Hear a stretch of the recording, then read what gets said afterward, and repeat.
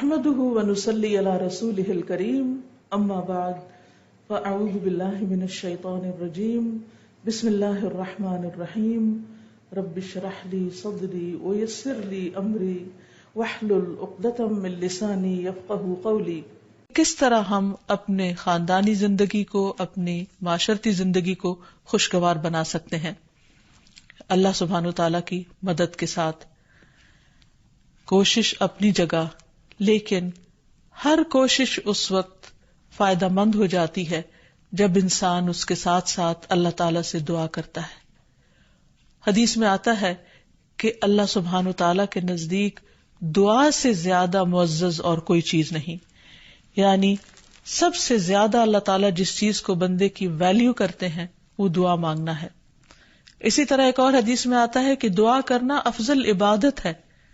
یعنی انسان جب اللہ تعالیٰ کے آگے ہاتھ پھیلاتا ہے، اپنے دل کی پکار اپنے رب کو سناتا ہے، تو دراصل وہ عبادت کی حالت میں ہوتا ہے اور ایک افضل عبادت کر رہا ہوتا ہے. اس لیے کثرت کے ساتھ دعائیں کرتے رہنا چاہیے، لیکن یاد رہے کہ دعا کرنے سے پہلے اللہ سبحانہ وتعالیٰ کی تعریف ضرور کی جائے. اس سلسلے میں تعریف کے بے شمار کلمات ہمیں احادیث کی کتابوں میں ملتے ہیں. انہی میں سے ایک آتا ہے کہ آپ صلی اللہ علیہ وسلم سے سوال کیا گیا کہ کون سا کلام افضل ہے. آپ نے فرمایا جو اللہ نے اپنے فرشتوں اور اپنے بندوں کے لیے چنا، اور وہ ہے سبحان اللہ و بحمدہ، سبحان اللہ و بحمدہ.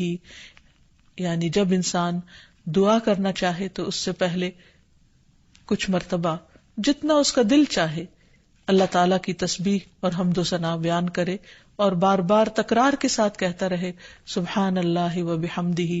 اس کے بعد درود شریف پڑھے جتنی دیر پڑھنا چاہے، اور پھر اس کے بعد اپنی حاجت اللہ سبحانہ و تعالیٰ کے سامنے رکھے تو انشاءاللہ اس کی پریشانی دور ہوگی.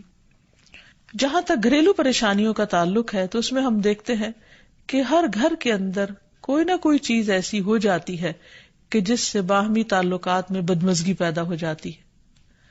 بعض افراد کی طبیعت میں غصہ زیادہ ہوتا ہے، بعض لوگ جھگڑالو ہوتے ہیں، بعض لوگ شکی مزاج کے ہوتے ہیں، بعض لوگوں کو اونچا بولنے کی عادت ہوتی ہے، بعض لوگ دوسروں کو مختلف باتوں پر زج کرتے رہتے ہیں، بعض لوگ اپنی ذمہ داریوں کو ٹھیک سے نہیں نبھاتے. تو یہ تمام چیزیں صرف نہ یہ کہ ایسے انسان کو خود بلکہ اس کے آس پاس رہنے والوں کو اذیت میں مبتلا کر دیتی. اب اس میں انسان بعضوں کو سمجھانے سے بھی کام لیتا ہے، دوسروں سے بھی مدد لیتا ہے، لیکن پھر بھی مسئلہ حل نہیں ہوتا. تو صحابہ کرام تو اپنی جوتی کا تسمہ بھی ٹوٹ جاتا تو اللہ سبحانہ وتعالیٰ سے مانگتے تھے. تو اگر گھر کے اندر کسی قسم کی ناچاکی یا پریشانی ہے تو اس سلسلے میں بھی ہمیں اللہ تعالیٰ کی طرف رجوع کرنا چاہیے، اور پھر اس کے ساتھ ساتھ دوسرے کو جو مشکل پیدا کر رہا ہے سمجھانا بھی چاہیے. جہاں تک لڑائی جھگڑے کا تعلق ہے تو اسے منافقت کی علامت بتایا گیا. آپ صلی اللہ علیہ وسلم نے فرمایا کہ منافق کی 4 علامتیں ہیں. ان میں سے یہ کہ بات کرے تو جھوٹ بولے، وعدہ خلافی کرے، امانت میں خیانت کرے، اور جب وہ جھگڑا کرے تو گالی دے. یعنی جھگڑتا بھی ہے اور گالی بھی دیتا ہے. نبی صلی اللہ علیہ وسلم نے یہ بھی فرمایا کہ اللہ کو سب سے زیادہ ناپسند آدمی وہ ہے جو بہت جھگڑالو ہے. یعنی اللہ تعالیٰ ایسے شخص سے محبت نہیں کرتے. اس لیے اگر آپ کسی سے بات کر رہے ہو تو اس کی بات توجہ سے سن لے. چھوٹی چھوٹی باتوں پر جھگڑنا اور دوسرے کے ساتھ بد اخلاقی سے پیش آنا یہ درست نہیں. پھر اسی طرح مومن جو ہے وہ کبھی بد اخلاق نہیں ہوتا، اور بد اخلاقی پھر منافقت کی علامت ہے. رسول اللہ صلی اللہ علیہ وسلم نے فرمایا تمہارے یہ نسب نامے کسی کے لیے گالی کا سبب نہیں ہے. تم سب آدم کی اولاد ہو، ایک دوسرے کے قریب ہو، دین یا عمل صالح کے علاوہ کسی وجہ سے کسی کو کسی پر کوئی فضیلت نہیں.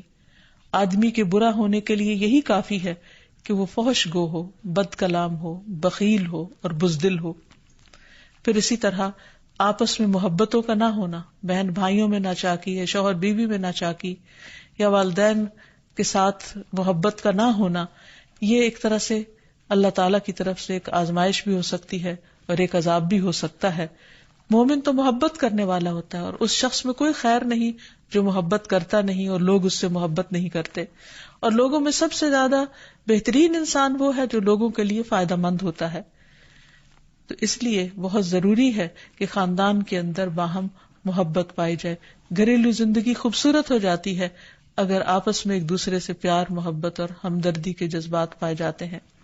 پھر اسی طرح بعض اوقات گھریلو زندگی میں بدگمانیاں بہت تکلیف دیتی ہیں، یا گھر کے کچھ افراد سنی سنائی باتوں پر یقین کرتے ہوئے دوسروں کے خلاف بدگمانی پال لیتے ہیں، تو اس سے بھی پرہیز کرنے کی ضرورت ہے. اسی طرح گھریلو پریشانیوں میں گھر کا تنگ ہونا بھی ایک عذاب کی شکل ہے. اس لیے نبی صلی اللہ علیہ وسلم نے ہر وضو کرنے کے بعد جو دعا سکھائی، اس میں خاص طور پر یہ دعا آتی ہے کہ اللہ میرے گھر میں وسعت پیدا کر دے. یعنی ایک تو دلوں میں وسعت ہو، اور دوسرا یہ ہے کہ جگہ بھی کشادہ ہو. رسول اللہ صلی اللہ علیہ وسلم نے فرمایا 3 چیزیں بدبختی میں سے ہیں. عورت جب تو اسے دیکھے تو وہ تجھ کو بری لگے اور وہ تجھ پر اپنی زبان چلائے، اور اگر تو اس سے غائب ہو تو وہ اپنے نفس کی اور تیرے مال کی حفاظت نہ کرے. دوسرے، مریل سواری کہ اگر تو اسے مارے اور چلائے تو تجھ کو تھکا دے، اور اگر اسے چھوڑ دے تو تجھے جلد تیرے ساتھیوں تک نہ پہنچائے. اور ایسا گھر جو تنگ اور کم سہولتوں والا ہو. تو اس لیے اگر انسان ایسی کسی تکلیف میں مبتلا ہے تو اس کا حل بھی یہی ہے کہ کوشش کے ساتھ ساتھ انسان دعا کرے. اسی طرح خرچ میں کمی، وسائل میں کمی، مال میں کمی، یہ تمام چیزیں بھی عموماً گھروں کے اندر جھگڑے پیدا کر دیتی ہیں. کھانے پینے کی قلت، بنیادی ضروریات کا پورا نہ ہونا. تو ایسی صورت میں بھی انسان اللہ تعالی کی طرف رجوع کرے، اور اس کے لیے ساتھ ہی کوشش بھی ضروری ہے. کوشش میں سب سے پہلے تو یہ کہ انسان لڑائی جھگڑا چھوڑے، صبر و ضبط کی عادت ڈالے، برداشت اور تحمل کی عادت اپنے اندر پیدا کرے، اپنے اخلاق کو بہتر بنائے. ایک حدیث کے مطابق اللہ سبحانہ و تعالیٰ جب کسی گھرانے پر خیر و برکت نازل فرمانا چاہتے ہیں تو اس گھر والوں کے اندر نرمی پیدا کر دیتے ہیں. اور ایک اور حدیث میں یہ بھی آتا ہے کہ جو نرمی سے محروم کر دیا گیا وہ ہر خیر و بلائی سے محروم کر دیا گیا. تو اس لیے گھر کے ہر فرد کو اپنے اپنے رویے پر غور کرتے ہوئے اپنے اخلاق کی اصلاح کرنے کی ضرورت ہے، اور دوسروں سے توقعات زیادہ رکھنے کی بجائے اپنا طرز عمل اچھا کرنے کی ضرورت ہے. اور گھر والوں کے ساتھ بہترین ہونا نبی صلی اللہ علیہ وسلم کی سنت ہے. آپ نے فرمایا تم میں سے بہتر وہ ہے جو اپنے گھر والوں کے لیے بہتر ہو، اور میں تم سب کی نسبت اپنے گھر والوں کے حق میں اچھا ہوں.